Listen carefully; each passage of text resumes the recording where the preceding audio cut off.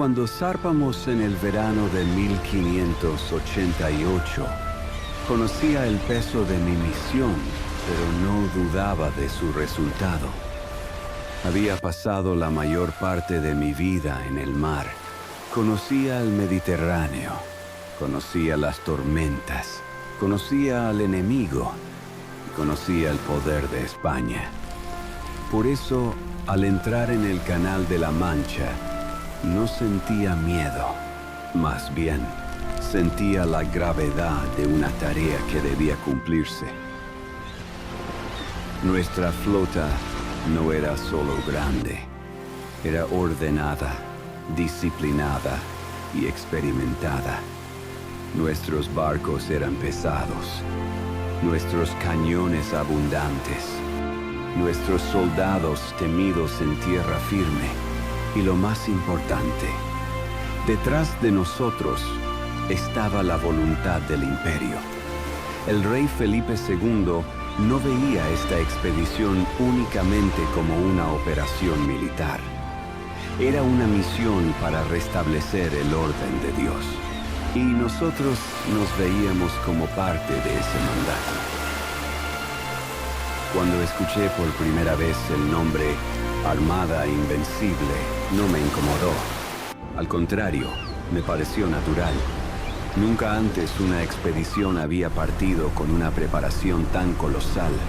Si se observaban los números, resistirnos no parecía lógico para Inglaterra. Y yo confiaba en esa lógica. El día que entramos en el Canal de la Mancha, el cielo estaba cubierto. La visibilidad era reducida, pero no nos preocupó. Estar cerca de la costa inglesa hacía que toda la flota estuviera más atenta. En las cubiertas reinaba el silencio. Cada hombre cumplía su deber.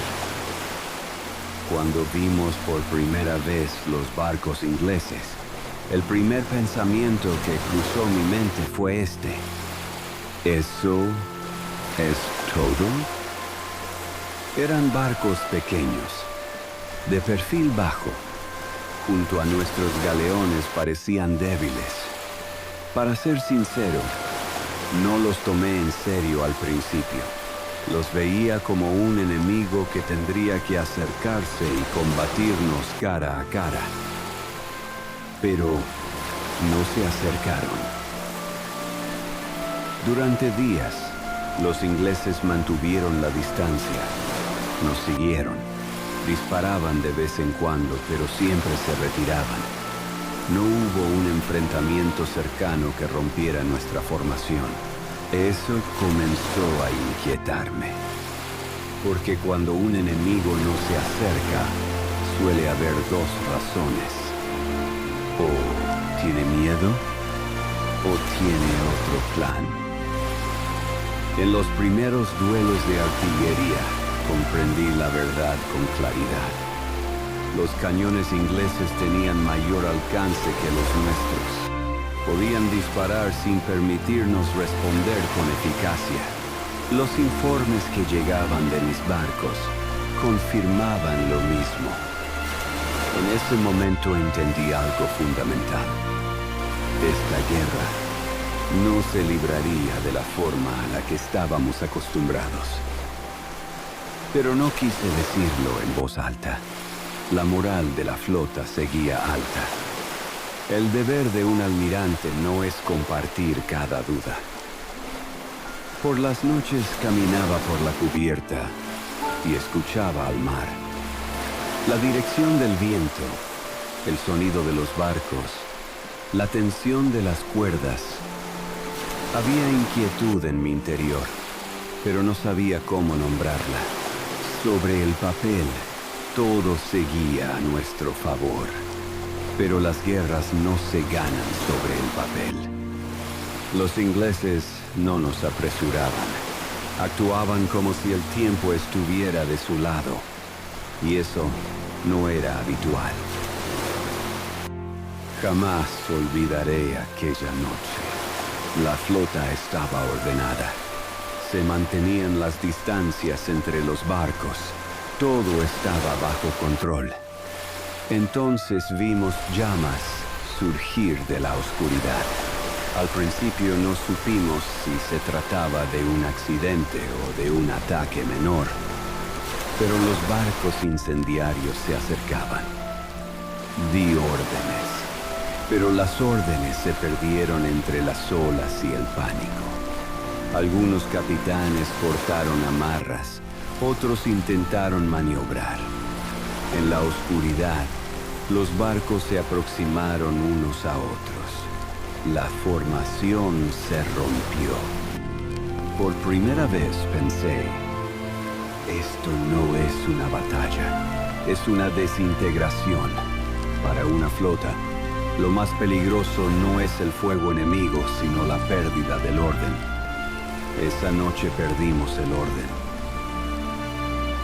La pérdida del control. Al amanecer, nuestra flota ya no era un solo cuerpo. Los barcos estaban dispersos. La comunicación era difícil. Los ingleses lo notaron y aumentaron la presión. Pero el verdadero problema ya no eran ellos. El viento había cambiado. Permanecer en el Canal de la Mancha era imposible. La ruta de regreso estaba cerrada. Tuvimos que dirigirnos al norte, hacia las costas de Irlanda. Al tomar esa decisión, sentí un peso enorme, porque esas aguas no eran nuestras. Los mapas eran insuficientes. El mar era implacable, pero no había otra opción. Tormenta y desesperación. Cuando comenzó la tormenta, ya no pensaba como un almirante, sino como un marinero. Veía desaparecer mis barcos ante mis ojos. Algunos chocaban contra las rocas, otros se perdían entre las olas. No había órdenes que dar. Cada barco estaba solo frente a su destino. Rangos, banderas y títulos habían perdido todo significado. Fue entonces cuando sentí, por primera vez en mi vida, la derrota. Pero no era una derrota en combate. Era la pérdida absoluta del control. Meses después, cuando llegué a las costas de España, sentía un vacío interior. Al entrar en el puerto, nadie nos recibió. No hubo ceremonias ni preguntas, solo silencio. Al presentar mi informe al rey, elegí cuidadosamente mis palabras. No hablé de derrota, pero tampoco pude hablar de victoria, porque conocía la verdad.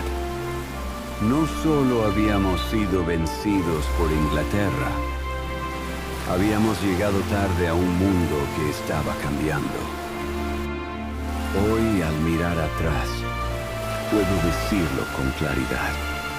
La Armada Invencible no fue derrotada en una sola batalla en el Canal de la Mancha. Se deshizo en una noche, con un cambio de viento, con una diferencia de distancia. Éramos marinos del viejo mundo, pero el mar ya se regía por nuevas reglas. Y cuando lo comprendimos, ya era demasiado tarde. La historia recordará nombres y fechas, pero yo recordaré el silencio después del viento. Allí entendí que los imperios no caen por un golpe, sino por no escuchar cuando el mundo cambia.